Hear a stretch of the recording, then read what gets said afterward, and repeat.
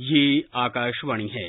कार्यक्रम स्पॉटलाइट में प्रस्तुत है 8 साल सेवा, सुशासन और गरीब कल्याण श्रृंखला भाग 7 अर्थव्यवस्था और सुधार। कार्यक्रम प्रस्तुत कर रहे हैं आकाशवाणी संवाददाता संजीव सिंह, नीतीश अरोड़ा और निखिल कुमार। जन जन ने निर्णय लेकर भारत की सूरत बदली है। कदम कदम पे जनता मोदी जी के साथ चली है। 8 साल में हमने संभव को संभव कर डाला है। जब उगे सूरज का देखो पश्चिम में भी उजाला है। साथ गई अब दिन आएगा भी तो ये बस भोर है।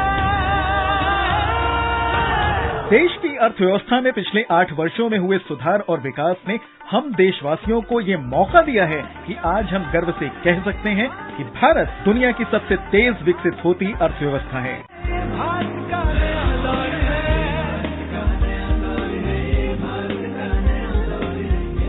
पिछले 2 साल का वक्त पूरी दुनिया के लिए एक मुश्किल भरा समय रहा है, लेकिन IMF के अनुसार भारतीय अर्थव्यवस्था के विकास की दर 2022 के लिए 8.5% आंकी गई है। देश का विदेशी मुद्रा भंडार लगभग $600 अरब पहुंच गया है। वहीं निर्यात और प्रत्यक्ष विदेशी निवेश अब तक के सबसे उच्च स्तर पर है। प्रधानमंत्री नरेंद्र मोदी ने इस वर्ष दावोस में हुए वर्ल्ड इकोनॉमिक फोरम की बैठक को वीडियो कॉन्फ्रेंस के जरिए संबोधित करते हुए कहा कि भारत की गहरे आर्थिक सुधारों के प्रति वचनबद्धता के कारण ही आज भारत निवेश के लिए सबसे आकर्षक जगह बन गया है।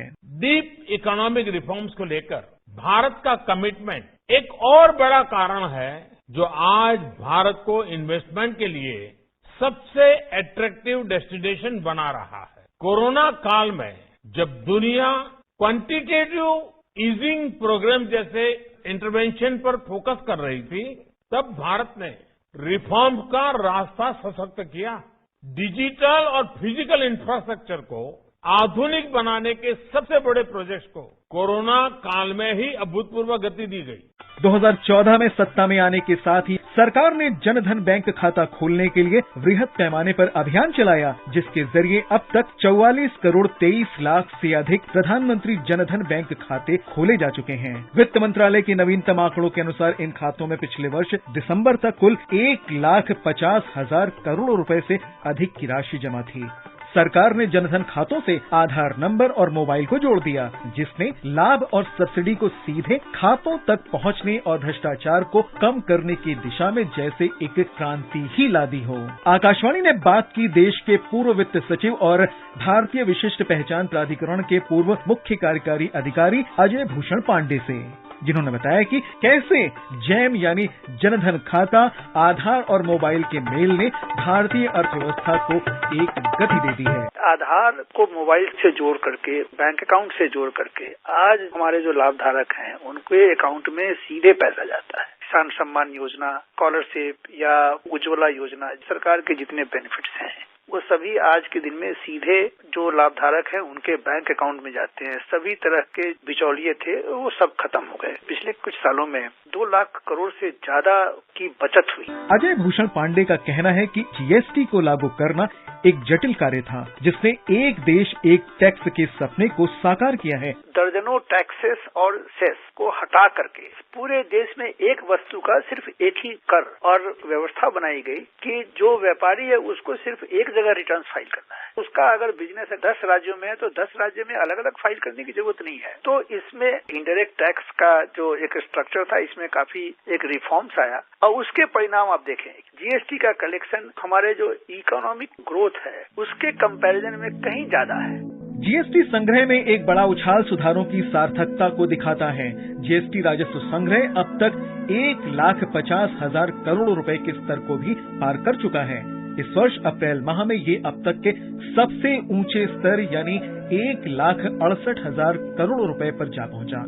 आर्थिक सुधारों पर आकाशवाणी से बात करते हुए वित्तीय क्षेत्र के विशेषज्ञ शरद कोहली का कहना है कि GST के साथ साथ डायरेक्ट कर प्रणाली में व्यापक सुधार और इसके फेसलेस संचालन से भारत में व्यापार करने की सुविधाएं बढ़ी हैं। कंपनी जो बनाने में 15 दिन 1 महीना लग जाता था, आज वो 2 से 3 दिन के अंदर बन जाती है। एक ही पोर्टल के अंतर्गत आपको pan number, tan number, GST सभी कुछ एक कॉम्पोजिट तरीके से जनरेट हो जाता है। पीएलआई जो प्रोडक्शन लिंक्ड इंसेंटिव स्कीम, बहुत सहूलियत हुई, बिजनेसेस को बढ़ावा मिला। टैक्स में जो सुधार लाए गए जिसमें कॉर्पोरेट टैक्स को घटाया गया, नई कंपनी जो मैन्युफैक्चरिंग में आ रही थी उनके लिए ये दर 15% तक लाई गई, पूरी प्रक्रिया को फेसलेस कर दिया गया। तो बिजनेस करने का जो पूरा तरीका था वो इन 8 सालों में बदला है। 2014 से अब तक हुए आर्थिक सुधारों के विषय में बात करते हुए वरिष्ठ आर्थिक विश्लेषक ए.के. भट्टाचार्य ने बताया कि वस्तु और सेवा कर यानी जीएसटी का लागू किया जाना, बैंकिंग क्षेत्र में सुधार और अर्थव्यवस्था का डिजिटलीकरण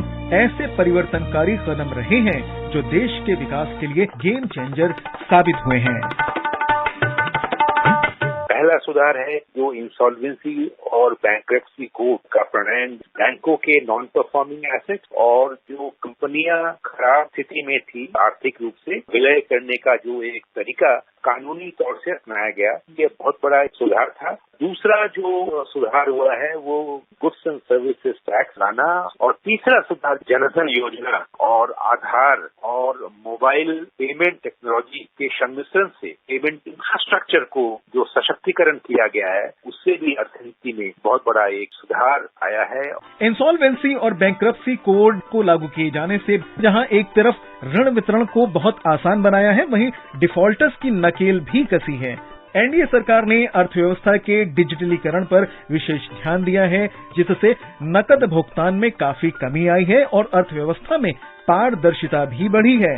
national payments corporation of India के अनुसार देश में अप्रैल 2022 में यूपीआई के माध्यम से 9,70,000 करोड़ रुपए से अधिक का डिजिटल लेन देन हुआ है। इन 8 सालों में भारत में संचार क्रांति छाई है, जगह जगह इंटरनेट और हर हाथ यूपीआई है। मैं अमित कुमार, मेरा छोटा सा स्टेशनरी का काम है। पिछले कुछ टाइम से जैसे मैं यूपीआई का इस्तेमाल कर रहा हूँ तो मुझे काफी सारी सुविधाएं हो रही हैं। जैसे लोग आते थे पहले तो उनके पास कभी चेंज नहीं हुआ तो मुझे बड़ी दिक्कत होती थी। मैं उनसे यूपीआई के थ्रू पैसा ले लेता हूँ जो मेरे सीधा अकाउंट में चला जाता है, और इनकेस अगर मुझे किसी को देना होता है तो मैं भी यूपीआई से उनको ट्रांसफर कर देता हूँ। भारत सरकार की आत्मनिर्भर भारत पहल से जहां घरेलू कंपनियों का आत्मविश्वास बढ़ा है, वहीं वोकल फॉर लोकल के दृष्टिकोण से स्थानीय स्तर पर भी अर्थव्यवस्था में गति आ गई है। इस विषय पर बात करते हुए प्रोफेसर यामिनी अग्रवाल ने कहा कि वोकल फॉर लोकल स्कीम ने देश की आर्थिक गतिविधियों को आगे ले जाने और उत्पादन तथा रोजगार बढ़ाने का मार्ग प्रशस्त किया है। सबसे महत्वपूर्ण सुधार है वोकल फॉर लोकल का पीएलआई स्कीम लाने का, जिसके अंदर प्रोडक्शन का जो क्रिएशन है वो $US 504 बिलियन के आसपास माना जा रहा है और एम्प्लॉयमेंट क्रिएशन 1 करोड़ के आसपास। ये भी कोशिश की गई है कि जो सुधार हैं उसके अंदर 1 डिस्ट्रिक्ट 1 प्रोडक्ट के माध्यम से हर एक डिस्ट्रिक्ट में एक यूनिक प्रोडक्ट क्रिएट किया जाए जिससे एक्सपोर्ट्स बढ़े। डिजिटलाइजेशन का माध्यम, जीएसटी, डीमोनेटाइजेशन और जो इंफ्रास्ट्रक्चर में निवेश किया गया है जिसकी वजह से हमें ये एक्सपोर्ट्स बढ़ते हुए नजर आ रहे हैं। भारत में उभरते उद्योगों और नए आइडियाज पर आधारित कंपनियों को बढ़ावा देने के लिए मोदी सरकार की स्टार्टअप इंडिया एक बहुत बड़ी पहल है। सरकार के इस कदम की सफलता को इस बात से आंका जा सकता है कि 70,000 से अधिक उभरती कंपनियों का पंजीकरण किया जा चुका है। आर्थिक विशेषज्ञ पुनीत जैन, स्टार्टअप इंडिया क्योंकि यंग लोग हैं और उनको बहुत अनुभव नहीं है बिजनेस का, तो उनके लिए कई तरह के इंसेंटिव दिए गए। जो यंग कंपनीज हैं उनको बढ़ावा देने के लिए ये प्रोग्राम लॉन्च किया गया और इसका असर आप देखिए। आज भारत का जो गिनती होती है वो दुनिया की 2-3 टॉप कंट्रीज में होती है जहाँ पर यूनिकॉर्न्स बने हैं। 100 से ज्यादा यूनिकॉर्न्स भारत में कंपनी हैं जो इमर्ज हो चुकी हैं, और ये सब स्टार्टअप इंडिया और स्टैंड अप इंडिया जैसे प्रोग्राम्स का ही नतीजा है। मुझे लगता है कि भारत में एक पूरा इकोसिस्टम है, यानी पूरी जो इकोनॉमिक डेवलपमेंट का जो नजरिया है वो बहुत बदला है टुवर्ड्स यंग कंपनीज। इसी क्रम में उद्यम का अवसर जनसंख्या के निचले और वंचित स्तर तक पहुंच सके, इसके लिए भारत सरकार ने स्टैंड अप इंडिया योजना की शुरुआत की, जिससे अनुसूचित जाति, अनुसूचित जनजाति और महिला उद्यमियों को भी पर्याप्त अवसर मिल पाए हैं। पिछले 8 वर्षों में सरकार ने बड़े उद्योगों के साथ साथ मझोले उद्योगों पर भी ध्यान दिया है। सूक्ष्म लघु और मध्यम उद्योग यानी MSME क्षेत्र में जहां एक तरफ आर्थिक सुधारों को अंजाम दिया गया है, वहीं emergency credit line guarantee scheme के तहत उन्हें आसान शर्तों पर ऋण उपलब्ध कराया गया है। Vipin Vora, I am the chairman of continental carriers private limited. जो क्रेडिट लाइन मोदी जी ने शुरू की है, ये बिजनेसमैन के लिए बहुत ही अच्छी चीज है। बिजनेसमैन जो भी अगर प्रॉब्लम में था, उसको एक हेल्प मिली है गवर्नमेंट के ये स्कीम से। GST लाना और कस्टम में भी स्पेसलेस चीजें लाना, ये सब चीजें एक बिजनेस को बहुत ही अच्छे तरीके से कंट्रोल हो रहा है। फ्यूचर में इसका बहुत ज्यादा फायदा होगा। सरकार ने अपने न्यूनतम शासन अधिकतम सुशासन के दृष्टिकोण के तहत सार्वजनिक कंपनियों में सुधार और उनका विनिवेश किया है। 2021-22 में विनिवेश और ऑफर फॉर सेल से एनडीए सरकार ने 13,500 करोड़ रुपए से अधिक अर्जित किए हैं। वहीं 2022-23 में जीवन बीमा निगम के IPO और अन्य कंपनियों में ऑफर फॉर सेल से कुल 24,000 करोड़ रुपए से अधिक प्राप्त किए हैं। प्रधानमंत्री नरेंद्र मोदी ने दावोस में विश्व आर्थिक मंच के सम्मेलन में बताया कि कैसे आधारभूत ढांचा विकास के माध्यम से भारत उत्पादन और विश्व आपूर्ति श्रृंखला से जुड़ रहा है और आने वाले समय के लिए स्वयं को तैयार कर रहा है। हर स्टेक होल्डर को एक ही प्लेटफॉर्म पर लाने के लिए भारत ने गति शक्ति नेशनल मास्टर प्लान भी शुरू किया है। आत्मनिर्भरता के रास्ते पर चलते हुए भारत का फोकस सिर्फ प्रोसेस को आसान करने पर ही नहीं है, बल्कि इन्वेस्टमेंट और प्रोडक्शन को इंसेंटिवाइज करने पर भी है। इसी अप्रोच के साथ आज 14 सेक्टर्स में $26 बिलियन की प्रोडक्शन लिंक इंसेंटिव स्कीम्स लागू की गई। Fab, chip and display industry के निर्माण के लिए $10 बिलियन का इंसेंटिव प्लान इस बात का प्रमाण है कि ग्लोबल सप्लाई चेन को स्मूथ बनाने के लिए हम कितने प्रतिबद्ध हैं। मोदी सरकार द्वारा किए गए इन सुधारों से भारतीय निर्यात को जबरदस्त उछाल मिला है। वस्तु व्यापार जहां 43% की ऊंची बढ़त के साथ $420 बिलियन के स्तर पर पहुंच गया, वहीं सेवा क्षेत्र में निर्यात 19% की वृद्धि से $254 अरब से अधिक दर्ज किया गया है। देश में आर्थिक सुधारों से विश्व समुदाय का दृष्टिकोण सकारात्मक रूप से भारत के प्रति बदला है।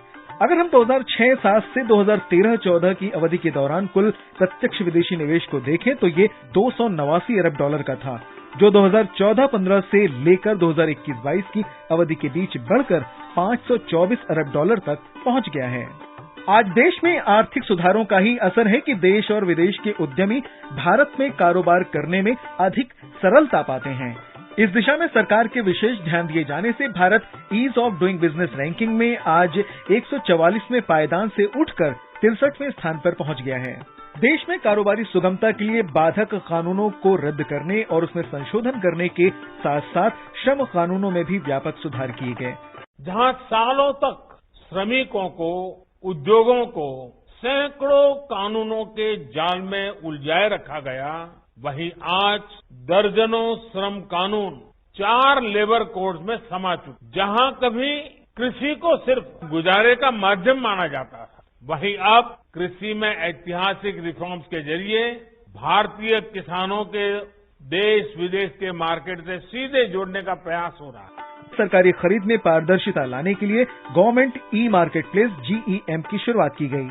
जैम पोर्टल ने देश के सूक्ष्म लघु और मध्यम उद्यमों को एक मंच पर आने का मौका दिया है, जिससे उद्यमियों को अपने उत्पाद बेचने में भी आसानी हुई है। इन तमाम आर्थिक सुधारों और व्यापार सुगमता के प्रयासों से जहां एक तरफ लोगों का भरोसा सरकार में बढ़ा है, वहीं आम जन की उद्यम करने की क्षमता भी बढ़ी है, जिससे अधिक से अधिक लोगों की भागीदारी देश के अर्थतंत्र और विकास में सुनिश्चित हुई है। इन सकारात्मक परिवर्तनों का उल्लेख करते हुए प्रधानमंत्री नरेंद्र मोदी ने लाल किले की प्राचीर से कहा कि जो यात्रा सबका साथ और सबका विकास के साथ शुरू हुई थी, उसमें अब भारत को शिखर पर ले जाने के लिए सबका विश्वास और सबका प्रयास भी जुड़ गया है। पूरे विश्व में अपने भारत की महिमा का शोर है, ये भारत का नया दौर है, भारत का नया दौर है। अभी आप सुन रहे थे 8 साल सेवा, सुशासन और गरीब कल्याण श्रृंखला भाग 7 अर्थव्यवस्था और सुधार।